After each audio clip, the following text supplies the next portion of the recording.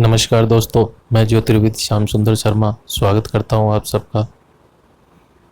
आज हम कर्क लगन की कुंडली के ऊपर बात करेंगे। तो हमेशा की तरह हम पहले कुंडली में दशा चेक करेंगे कि कुंडली में दशा क्या चल रही है। इस कुंडली में 17/4/2020 को चंद्र की महादशा समाप्त हुई है और मंगल की दशा स्टार्ट हुई है, जो कि 7 साल की है, 2027 तक रहेगी। वर्तमान समय में मंगल में राहु की अंतर्दशा चल रही है, जो कि 2 अक्टूबर 2021 तक रहेगी। 14 सितंबर से स्टार्ट हुई है। अब हम एक बार ग्रहों की स्थितियों पर नज़र डालेंगे, कौन सा ग्रह किस नक्षत्र में है। लगन पुष्य नक्षत्र का है, सूर्य आद्रा नक्षत्र का, चंद्र पूर्वाषाढ़ा नक्षत्र का, मंगल मघा नक्षत्र का, बुध पुष्य नक्षत्र का, गुरु हस्त नक्षत्र का, शुक्र कृतिका नक्षत्र का, शनि धनिष्ठा नक्षत्र का, राहु ज्येष्ठा नक्षत्र का, केतु रोहिणी नक्षत्र का। बुध व शनि वक्री हैं। अब हम आते हैं लगन कुंडली पे। अब स्टार्ट करते हैं हम कुंडली का विश्लेषण। ये कर्क लगन की कुंडली है। तो कर्क लगन को समझने से पहले हमें चंद्रमा को समझना पड़ेगा। जिस हिसाब से चंद्रमा बिहेव करता है, वैसे ही कर्क लगन भी बिहेव करता है। कर्क लगन जल तत्व की राशि है और इसका स्वामी ग्रह चंद्रमा है। एक तो कर्क लगन इमोशनल बहुत होता है, क्योंकि ये स्त्रीण स्वभाव का होता है, स्त्री स्वभाव का। और दूसरा, कर्क लगन का जातक जिंदगी में चमकता जरूर है। इसके पीछे रीज़न ये है कि कर्क लगन का स्वामी ग्रह जो चंद्रमा है, उसे ज्योतिष में मास यानी महीने का अधिपति ग्रह माना जाता है। चंद्रमा एक महीने के अंदर पूरी कुंडली का एक राउंड पूरा कर लेता है और उसी एक राउंड में चंद्रमा चमकता जरूर है, क्योंकि महीने के 2 पक्ष होते हैं, शुक्ल पक्ष और कृष्ण पक्ष। तो महीने के 2 पक्ष में चंद्रमा 15 दिन अंधेरे में रहता है और 15 दिन उजाले में। चंद्रमा 15 दिन चमकता जरूर है। ऐसे ही कर्क लगन का जातक होता है। वो अपनी ज़िंदगी में, अपनी लाइफ साइकिल में चमकता ज़रूर है। वो चाहे जितने गरीब घर में पैदा हुआ हो, वो उभर के आता है, बहुत तेज़ी से ऊपर जाता है, क्योंकि चंद्रमा सबसे फास्ट मूविंग प्लेनेट है। तो सबसे तेज़ गति से वो पूरा चक्कर लगा लेता है। जितने दिन वो अंधेरे में रहेगा, उतने दिन ही वो उजाले में रहता है। ऐसा ही कर्क लगन होता है। कर्क लगन का जातक भी ऐसा ही होता है। एक कर्क लगन की मैरिड लाइफ बहुत सेंसिटिव होती है। लगन में बुध पड़ा हुआ है, तो जिसके भी लगन में बुध हो, उसकी पर्सनैलिटी हमेशा विवादों में ही रहती है। यंग एज में बदनामी का धब्बा भी लग जाता है जिसके लगन में बुध हो। और जिसके लगन में बुध हो, उसकी पहली संतान जहाँ तक है लड़की ही होती है। लेकिन कर्क लगन के साथ ही नहीं, जिस भी लगन में बुध हो, उसकी लड़की संतान है ना, वो ससुराल में राज करती है। अब आते हैं इनके सेकंड हाउस पे। काल पुरुष की कुंडली में सेकंड हाउस का जो लॉर्ड बनता है, वो बनता है शुक्र, जो कि धन का नैसर्गिक कारक ग्रह भी है। और सेकंड हाउस में बैठा हुआ है मंगल, जो कि शुक्र का परम शत्रु है। जब भी मंगल सेकंड हाउस में आता है, तो जातक के पास में वो कैश लिक्विडिटी नहीं टिकने देता है। जातक बड़ी लगन से जोड़ जोड़ के पैसे जमा करता है और मंगल ऐसा हथियार चलाता है कि जातक के सारे कैश को ख़त्म कर देता है, बिना काम के खर्चे करवा के। तो उसे बचने का एक ही तरीका है कि लिक्विडिटी यानी कैश को मंगल की कारक चीज़ों में कन्वर्ट कर दो, तो मंगल उन चीज़ों की रक्षा करेगा फिर। तो यहाँ पे जब भी किसी जातक के सेकंड में मंगल और उसके पास अधिक मात्रा में कैश आ जाए, रोकड़ा आ जाए, तो उसे ज़मीन खरीद लेनी चाहिए, तो ही वो पैसा टिक पाएगा। अदरवाइज़ वो पैसा टिक नहीं पाएगा, क्योंकि मंगल फिर उस ज़मीन का रखवाला हो जाता है। अब देखिए, एक योग और बना हुआ, शुक्र के साथ में केतु बैठा हुआ है। शुक्र धन का नैसर्गिक कारक ग्रह है और केतु मंगल के जैसा फल करता है, कुजवत केतु। तो यहाँ पे केतु भी शुक्र को डैमेज कर रहा है, तो ये भी धन को नहीं टिकने दे रहा है। अब आते हैं थर्ड हाउस पे। थर्ड हाउस का लॉर्ड बुध लगन में गया है और थर्ड हाउस में बड़े भाई का कारक ग्रह बृहस्पति बैठा हुआ है। तो ये तो निश्चित है कि इनके बड़ा भाई नहीं हो सकता है, क्योंकि जो बड़े भाई का कारक ग्रह है वो छोटे भाई के स्थान पे आ गया, ये स्वयं बड़े होंगे। तो इन्होंने कहा है कि हाँ जी मैं ही स्वयं बड़ा हूँ, मेरे से बड़ा नहीं है कोई। अब आते हैं इनके फोर्थ हाउस पे। फोर्थ हाउस का लॉर्ड शुक्र एकादश हाउस में गया है और साथ में केतु है उसके। तो एक तो इनका घर है ना वो बहुत लग्जरी होगा, दूसरा इनकी गाड़ियां ना वो भी लग्जरी होंगी, क्योंकि जो गाड़ियों का जो नैसर्गिक वाहन का जो नैसर्गिक कारक ग्रह होता है लग्जरी गाड़ियों का शुक्र, वो फोर्थ की लॉर्डशिप लेके 11th में आया है। तो इन्हें लग्जरी गाड़ियों का सुख मिल जाएगा। और मकान का कारक ग्रह शनि होता है, जो कि मंगल के नक्षत्र में और मंगल से दृष्ट भी है। मंगल एक योग कारक प्लेनेट है कर्क लगन के लिए। तो यहाँ पे शनि ने योग कारक प्लेनेट मंगल के साथ में संबंध करके खुद भी योग कारकता हासिल कर ली है, इसलिए इन्हें मकान मिल जाएगा। इनका मकान वो बेसमेंट में होगा, क्योंकि मकान का कारक ग्रह 8वां घर जो कि गड्ढा होता है उसमें पड़ा हुआ है। अब आते हैं इनके फिफ्थ हाउस पे। फिफ्थ हाउस से इनका मेन सवाल था, क्या इनकी लव मैरिज हो पाएगी? जी बिल्कुल हो पाएगी, 100% इनकी लव मैरिज हो पाएगी।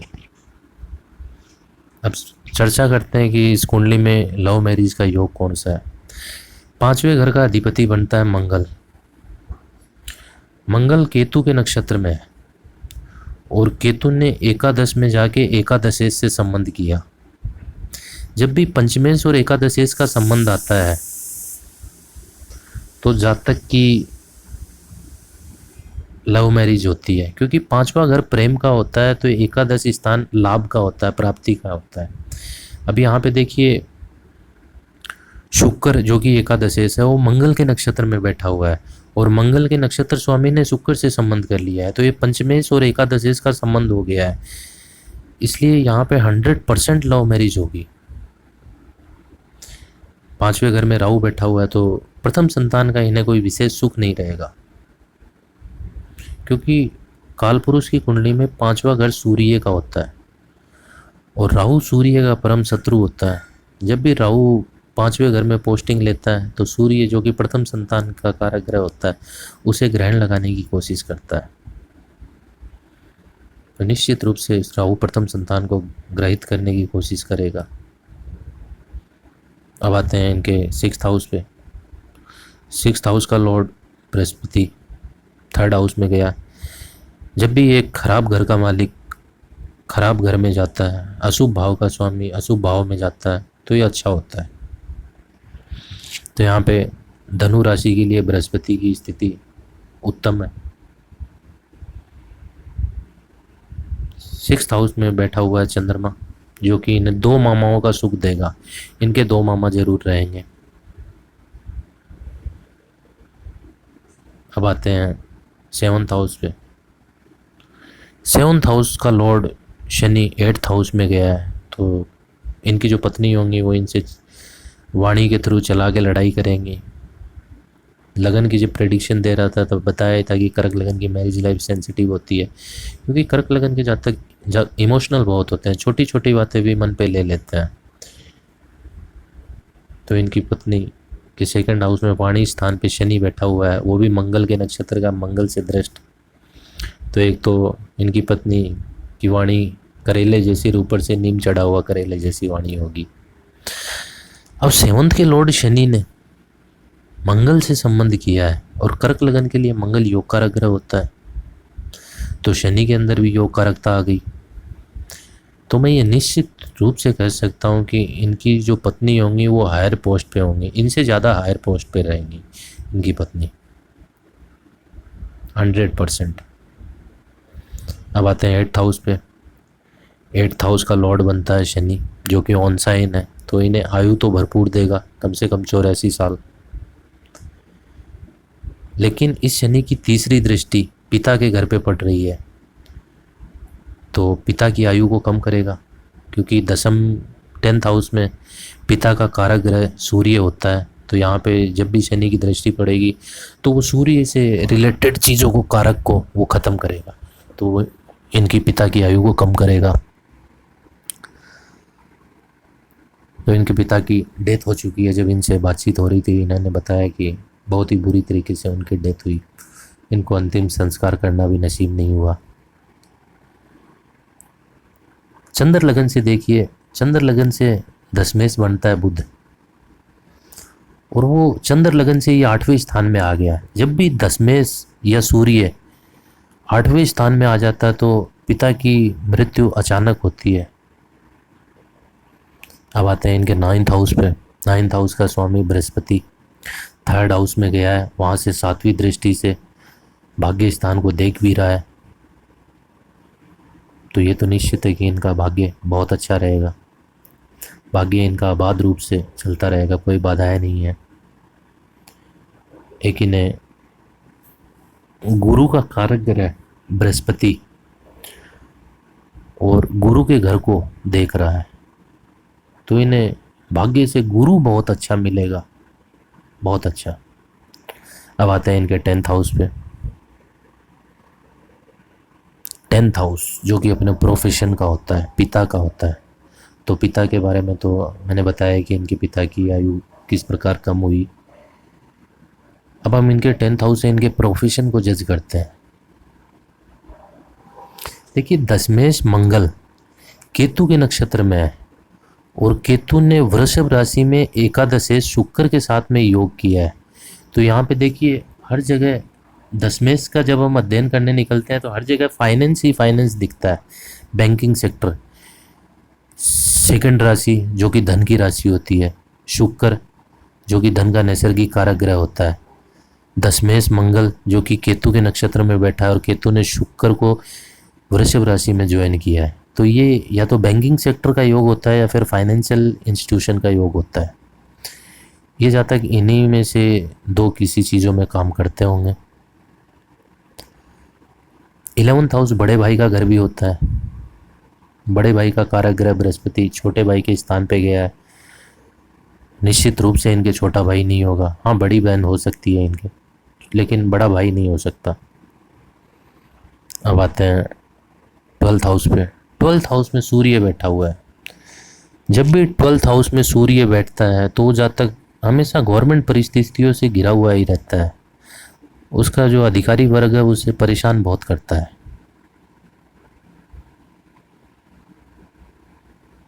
और द्वादशेश बुध जो कि लगन में कर्क राशि का बैठा हुआ है, तो इन्हें निश्चित रूप से स्किन डिजीज देगा। स्किन डिजीज इन्हें रहेंगी ही रहेंगी, 100% रहेंगे। अब इस कुंडली में वर्तमान में राहु की दशा वर्तमान में मंगल की दशा चल रही है। तो कर्क लगन के लिए एक तो मंगल की दशा राजयोगदायक दशा होती है, बहुत ही बड़ी दशा होती है। ये सिंह राशि का मंगल है और इसके लॉर्ड केतु ने एकादश स्थान में शुक्र के साथ में युति की है। तो ये दशा इनको पैसा और ज़मीनें बहुत देने वाली है, बहुत ज़मीनें देगी ये दशा इन्हें। मंगल के बाद में राहु की दशा आएगी। तो जब भी चंद्रमा से पीछे वाले घर में राहु और शनि बैठा हो, राहु और शनि में दोनों में से कोई एक ग्रह बैठा हो, तो उन ग्रहों के अंदर योग कारकता आ जाती है, उनकी दशा बहुत बढ़िया जाती है। तो यहाँ पे चंद्र से पीछे राहु बैठा हुआ है, तो राहु में योग कारकता है, तो राहु की दशा बहुत अच्छी जाएगी। इस कुंडली में एक चीज़ और है, मैं इन्हें वार्निंग ही देना चाहूँगा उस चीज़ के लिए, इन्हें समझ जाना चाहिए। शुक्र जो कि धन का नैसर्गिक कारक ग्रह है, और केतु शुक्र के साथ बैठा हुआ। मंगल और केतु पुलिस और सेना तंत्र को रिप्रेजेंट करते हैं। तो जब भी ये शुक्र के साथ में बैठते हैं तो जातक जैसे ही करप्शन करने की कोशिश करता है या फिर अवैध तरीके से धन कमाने की कोशिश करता है तो वो पकड़ा जाता है। तो इन्हें ऐसी कोशिश नहीं करनी चाहिए, सैलरी से इनको काम चलाना चाहिए, नहीं तो ये पकड़े जाएंगे 100%। अब इस कुंडली में कुछ ऐसा योग रहा नहीं। एक हाँ, किसी के थर्ड हाउस में अगर बृहस्पति हो तो उसके घर के पास में प्राइमरी स्कूल होता है और उसके घर के पड़ोस में कोई ब्राह्मण भी रहता है। आप ट्राई कीजिएगा कभी किसी कुंडली में देख के। अब इस कुंडली का विश्लेषण यहीं पे बंद करते हैं, फिर मिलते हैं अगली कुंडली के साथ में। तब तक के लिए धन्यवाद।